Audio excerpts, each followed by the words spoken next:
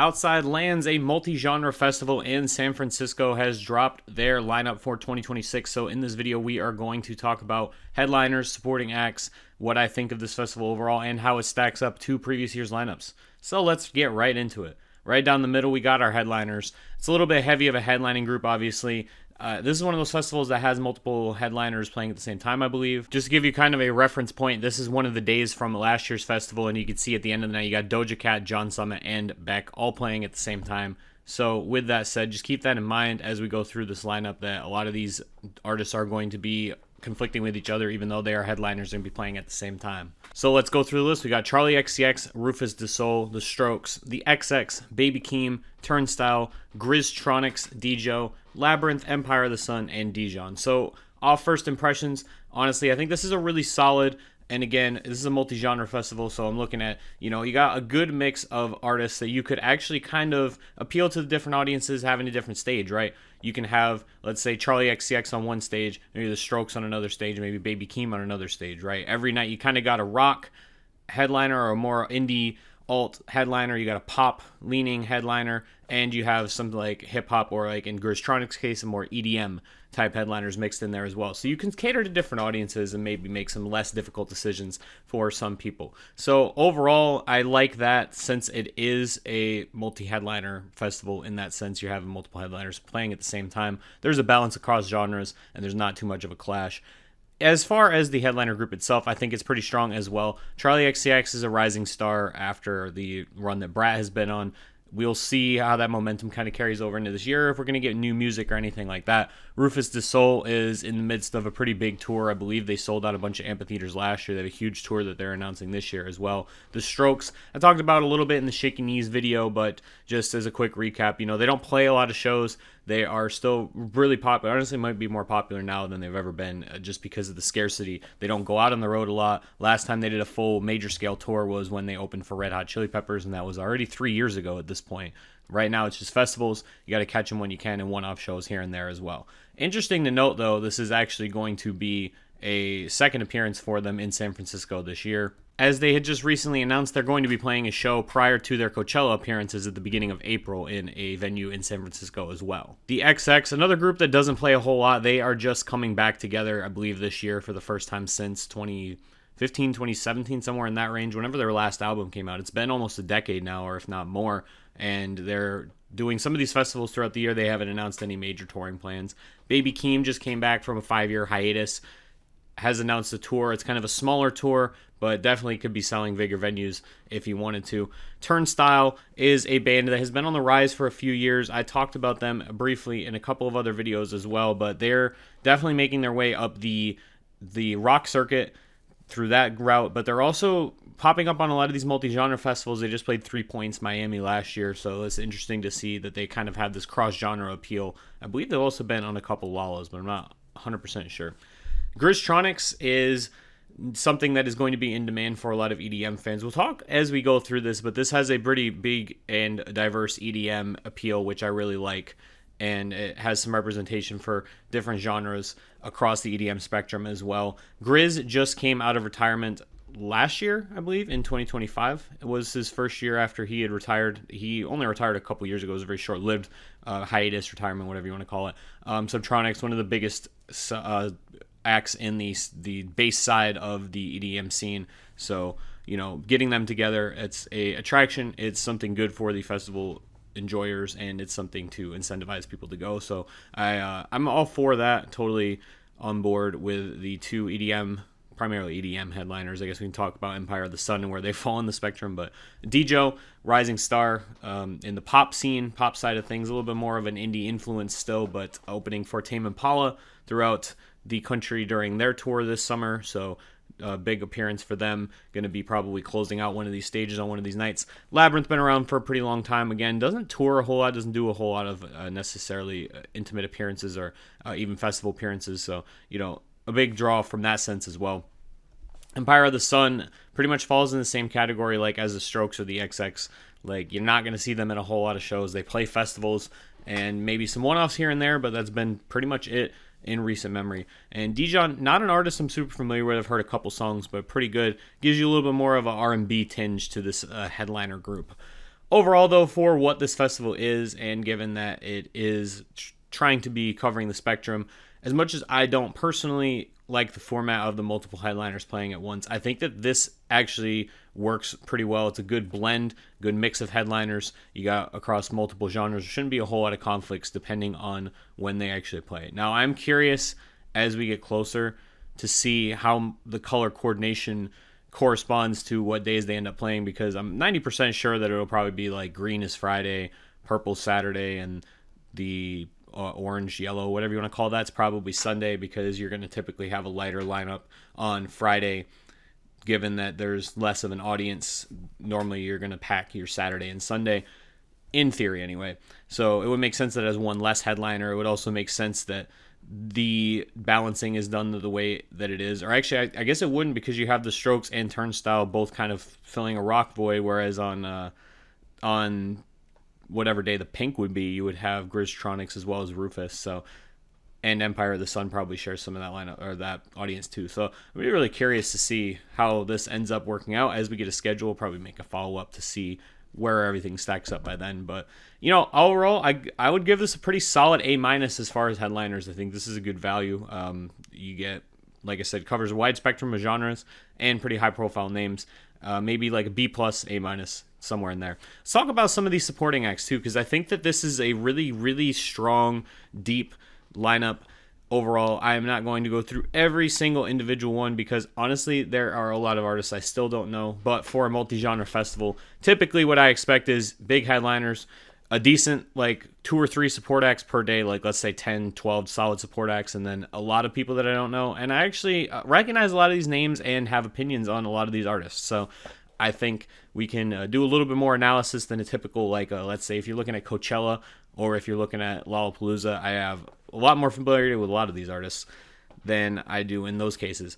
But let's start with Disco Lines, house music. Really, really, really good. I don't really care for house music that much, but that's one of the artists that I think is pretty solid. So just adding to the EDM kind of support system that we got building up here. Like I said, I think that's the EDM overall has a really good representation, a really good variety of different genres that are represented here across the spectrum. Glorilla fills another rap void, one of the largest female stars at the very least right now. So really good get there. Ethel Cain. Geese is a huge rising artist right now. A lot of attention in the rock world.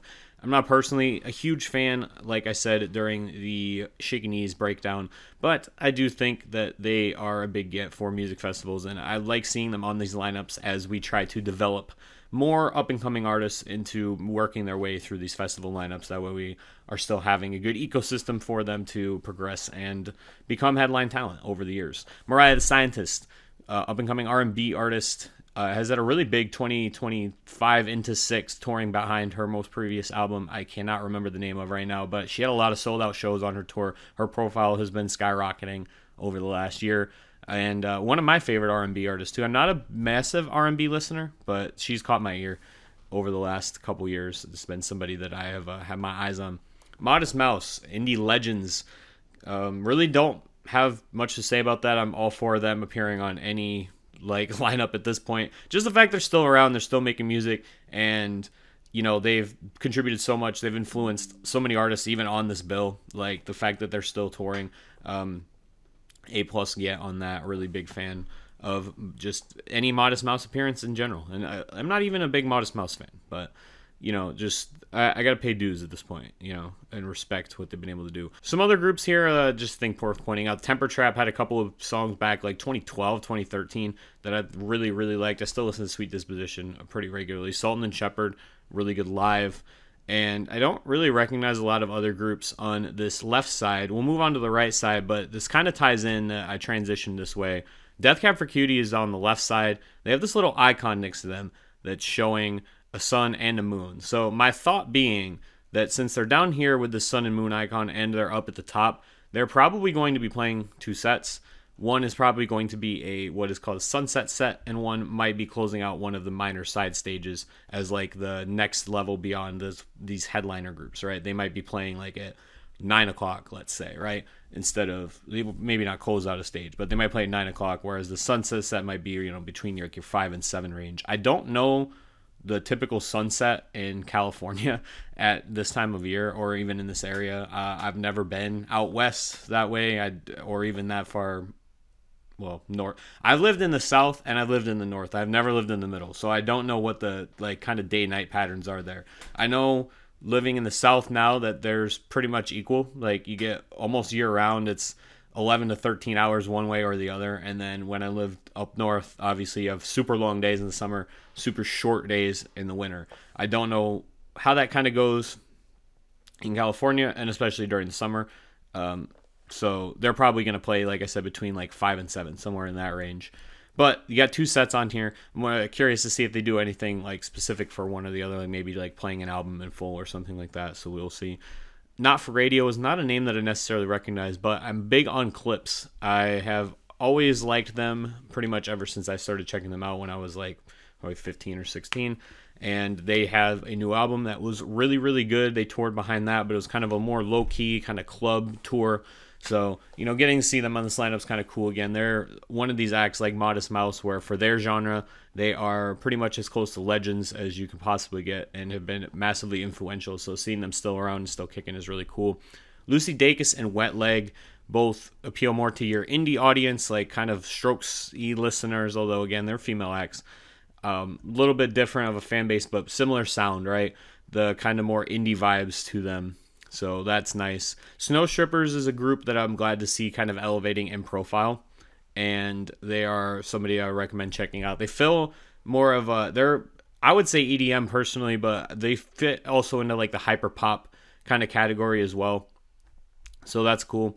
Tinashe, again, just super reliable, really good R&B artist. Hyperbeam, which is Obmob and Omnom, is a really big get for the EDM lineup as well. Like I said, I've talked about, I think they have a really good representation, and Alley Cat's another one I think fits with the dubstep vibe, right? Like you got Grizztronics here, does Subtronics, more of a bassy dubstep artist. Alley Cat's a pretty good dubstep artist as well, I think. And Boys Noise, who has elevated their profile. They've kind of had a little bit more of a comeback given their collaborations with Nine Inch Nails. And one more that I want to shout out is A Story So Far. They are a pop punk band that I really like. They're, I think, the only pop punk band that I really recognize on this entire lineup. That's one of the genres that's not really represented. You don't have like a Yellow Card, Day to Remember type band. But I like Story So Far a lot. They're good, midday entertainment. I think they're super solid. So that's as far as all the groups that I recognize and I recommend. I would say that this is a pretty deep festival lineup for this category of festival, right? Like when you're comparing it to some of its contemporaries. I want to compare it to some previous years though. So here's last year's lineup, 2025. We have a similar thing going on with Vampire Weekend, and I looked, and they played both in the afternoon and at night. So I'm assuming that's probably what Def Cab is going to do as well. And they were on the same stage, I believe. But you have Doja Cat, John Summit, Beck, and Doechii as your first day headliners. Tyler, the Creator, Vampire Weekend, Gracie Abrams, Gustaffelstein as Saturdays. And then Sundays, Hozier, Anderson .Paak, Glass Animals, and Jamie XX. Now, overall, I do feel like this is a significantly better headliner group this year. Not that I don't think that these are pretty good artists. I like most of these artists, but I do think that you get a little bit more of a better, stronger overall offering with this current headliner group.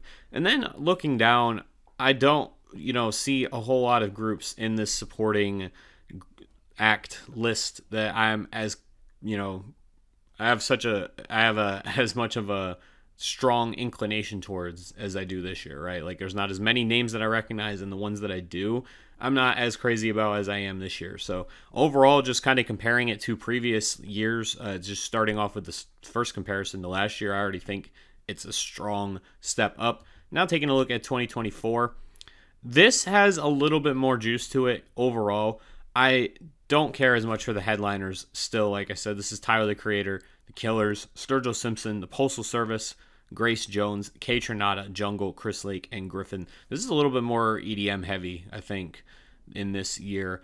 But there's some better supporting acts, like Young the Giant, I like a lot. Renee Rapp's really good. Slow Dive. This would have been early Chapel Roan, so like during Julio Rodrigo tour, I think, maybe right after. Not 100% sure. Men I Trust, I really like. Have an Abstract. Rami from the XX. So you had Rami one year, you had Jamie XX the next year, and now we have the XX. So, we're slowly gathering XX members. Bad Bad Not Good, Corinne Bailey, Ray I like a lot. Not as many names as ago. Shabuzi, this would have been before Bar Song, I think, broke out, right? No, maybe about the same time. Well, not when this got announced anyway. And then Post Malone did his country set. I think this is when it was still covers. I'm not 100% sure. I don't know if he had country music out at this point, but he might have. And I don't know how that factored into the schedule. So this had a little bit better of a supporting group, like I said, but I really do not feel this headlining group is just not it, in my opinion. And then I wanted to take a look at one more, which is 2023. This has only 3 headliners. It was before it kind of shifted the poster format anyway, but there's still definitely headline level talent on that level throughout. And if we just judge it off the first 3 to 4 artists on every day, I actually think this is a really, really strong group. You got Kendrick Lamar, Zed, Janelle Monáe, and Jid on day 1, and Interpol also, Willow. Really good, just really strong day 1 lineup. Day 2, you got Foo Fighters, but Lana Del Rey, Maggie Rogers, Fisher, and Father John Misty. So again, this headline group, if you look at the first 4 or 5 artists on each day, already really strong. And then Odessa, 1975, Megan Thee Stallion, and Lil Yachty on day 3, with Noah Khan as your 5th person. That would have been right before he kind of blew up. So that's a really strong top level talent. But then your second level is super weak. You had Diesel and you have Disco Lines on day 1, but this would have been a little bit early for Disco Lines probably. And Diesel's a good dubstep, but not super great. And then this is also early Mariah the Scientist, and Lovejoy would have been even kind of early for them, as well as Jesse Murph. Zach Fox probably would have been right during his prime, but Cigarettes After Sex, Bia Badoobie, or ISO XO would have been a little bit early still. These other 2 I think were kind of in their prime / maybe a little bit kind of past. And Inhaler, this would have been album 1 Inhaler.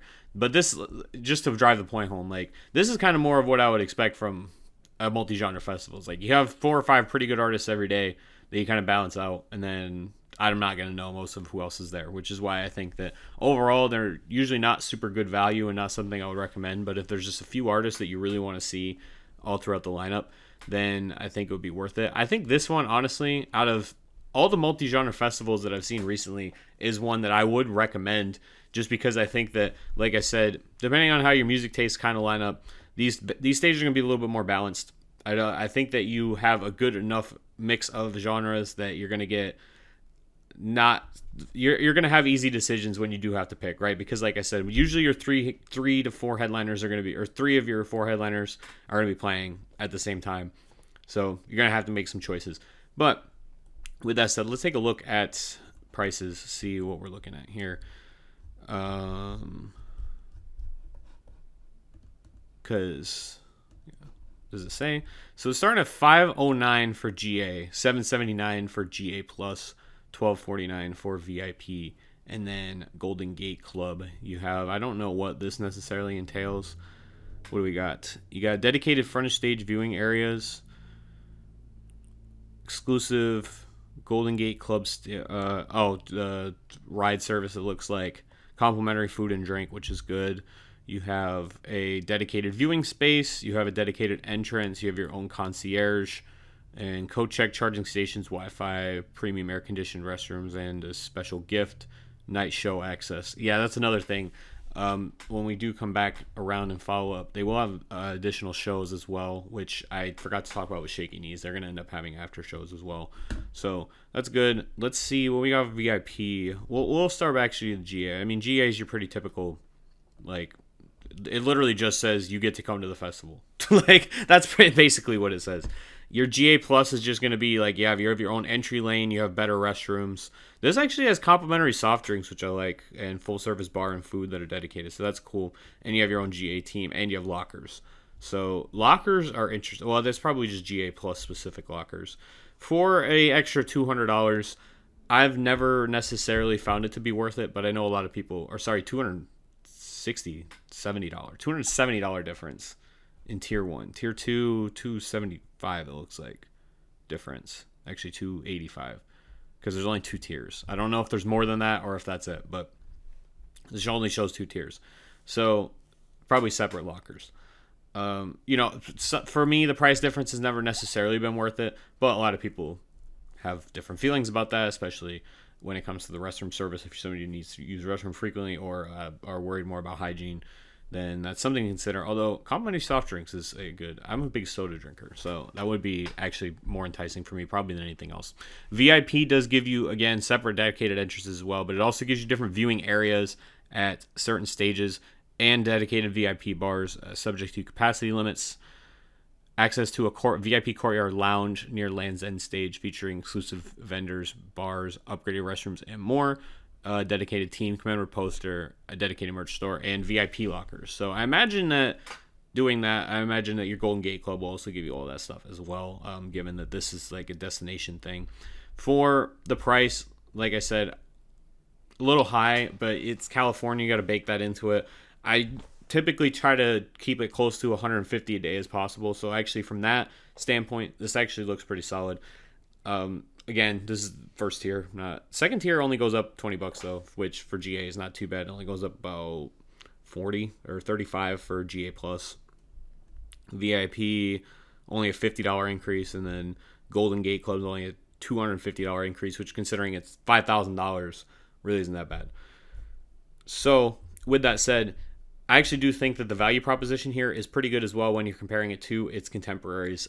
Like looking at other cross-genre festivals like Lollapalooza, you're getting a lot better of a value, in my opinion anyway. We'll see how Lollapalooza Chicago's lineup actually lines up because they just revealed a teaser today. So we will see where they kind of land once we get that information. But for right now, I think that this is kind of solidly in the lead. And if you're already out in the area, it's a really good value, and it would probably be worth a trip too, depending, like I said, how many artists that you know. But I think that just overall lineup is really strong this year. So let me know what you think down below. Overall, I'd kind of give this like a B plus. Like I said, not a big fan of the format. I don't like the conflicting headliners. But, for what it is, I think that it still does a pretty good job of providing you value for what you're paying. And considering that it is in California, it should be higher priced. I think that this is actually really good value as well. So, again, let me know what you think. See you next time.